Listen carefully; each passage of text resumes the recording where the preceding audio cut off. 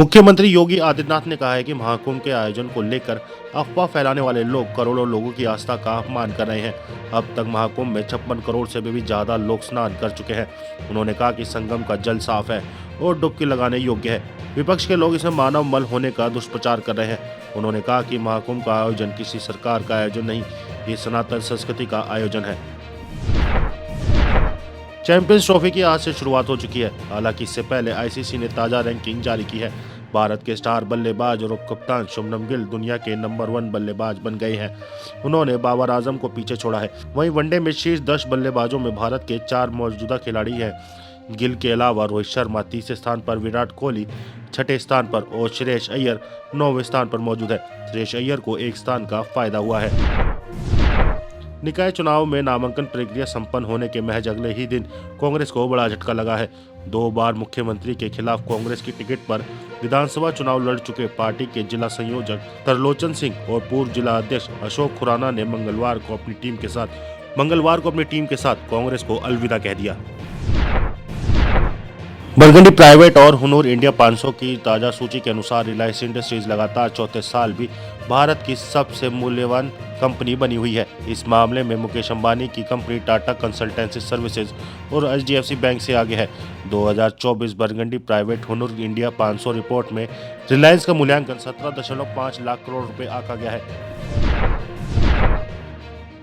बुधवार को supreme court में मामले की सुनवाई के दौरान वकीलों ने पीठ से सुनवाई स्थगित करने की मांग की, क्योंकि एक वरिष्ठ वकील सुनवाई में शामिल होने वाले थे।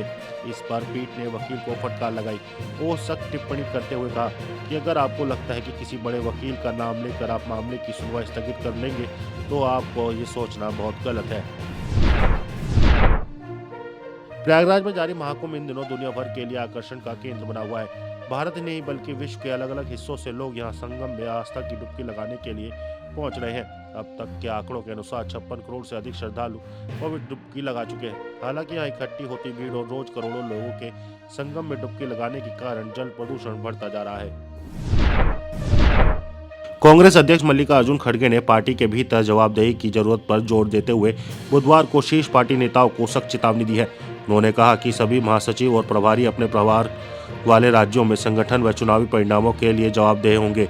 दरअसल खड़गे ने बुधवार को पार्टी महासचिव और प्रदेश प्रभारी की एक अहम बैठक की, जिसमें नए मुख्य निर्वाचन आयुक्त की नियुक्ति के मुद्दे का भी जिक्र किया गया। खड़गे ने कहा कि चयन समिति से प्रधान न्यायाधीशों को बाहर रखने से साफ है कि सरकार उनकी निष्पक्षता पर भरोसा नहीं है।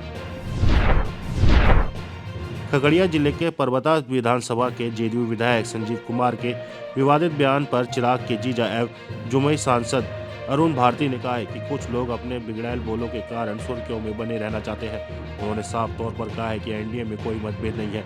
यदि कोई निर्णय लेना होगा तो एनडीए के अधिकारी लेंगे। असम के मुख्यमंत्री हेमंत बिस्व शर्मा ने कांग्रेस सांसद गौरव गोगोई की पत्नी एजिलाबेथ गोगोई के आईएसआईएस से जुड़े आरोप पर कहा है कि वह कोई बदले की भावना से काम नहीं कर रहे, बल्कि राष्ट्रीय सुरक्षा के हित में काम कर रहे हैं, जिससे किसी भी हालत में समझौता नहीं किया जा सकता। केंद्रीय गृह मंत्री अमित शाह की अध्यक्षता वाली एक समिति ने राष्ट्रीय आपदा प्रतिक्रिया कोष के तहत वर्ष 2024 में बाढ़, भूस्खलन और चक्रवाती तूफानों से प्रभावित 5 राज्यों को 1554 करोड़ रुपए की अतिरिक्त केंद्रीय सहायता राशि मुहैया कराने की मंजूरी दी है। पाकिस्तान ने एक बार फिर से अफगान शरणार्थियों को देश से निकालने की तैयारी की है। इस्लामाबाद में अफगानी दूतावास ने चेतावनी दी है कि पाकिस्तानी सभी अफगानी शरणार्थियों को देश से निकाला जाते हैं, भविष्य में उनको निष्कासन का सामना करना पड़ेगा। अफगान दूतावास ने पाकिस्तान की योजना की निंदा की है। दूतावास ने कहा है कि इस्लामाबाद और रावलपिंडी में अफगान नागरिकों को गिरफ्तार किया गया है, उनकी तलाशी ली गई है। पुलिस ने उन्हें दोनों शहरों को छोड़कर पाकिस्तान के अन्य भागों में चले जाने के लिए आदेश दिए हैं। भारत ने एक बार फिर संयुक्त राष्ट्र सुरक्षा परिषद में विस्तार की मांग उठाई है। इस बार भारत ने नाराजगी जताते हुए कहा है कि जो देश स्थिति को जस का तस बनाए रखना चाहते हैं और यूएनएससी में विस्तार नहीं होने देते, वे दूर की नहीं सोच पा रहे और प्रतिगामी सोच वाले देश हैं। भारत ने कहा कि इससे अब बर्दाश्त नहीं किया जा सकता।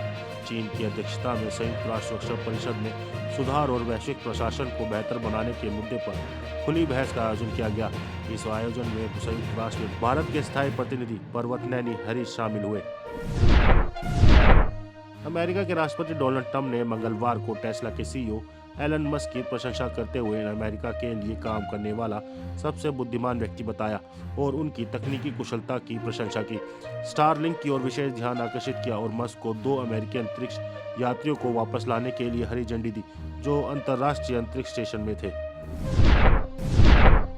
ब्राजील के पूर्व राष्ट्रपति जायर बोल्सोनारो पर देश के अभियोजन प्रमुख पाउलो गोनेट के तख्तापलट की साजिश रचने का आरोप लगा है। यह साजिश 2022 के चुनाव में हार के बाद सत्ता में बने रहने के लिए की गई थी। आरोप में यह भी कहा गया है कि बोल्सोनारो और उनके साथियों ने नए राष्ट्रपति को जहर देकर मारने और सुप्रीम कोर्ट के जज की हत्या करने की योजना बनाई थी। व्हाइट हाउस ने कहा है कि अरबपति एलन मस्क तकनीकी रूप से department of government efficiency team का हिस्सा नहीं है, बल्कि वह राष्ट्रपति डोनाल्ड ट्रंप के वरिष्ठ सलाहकार है। दूसरी तरफ एक संघीय न्यायाधीश ने मंगलवार को मस्क और सरकारी दक्षता विभाग को सरकारी डेटा सिस्टम तक पहुंच या कर्मचारी छंटनी पर तुरंत रोक लगाने से इनकार कर दिया। आप इस खबर के बारे में क्या सोचते हैं, हमें कमेंट सेक्शन में बताएं। साथ ही ब्रह्मास्त्र न्यूज़ को सब्सक्राइब और शेयर भी जरूर करें।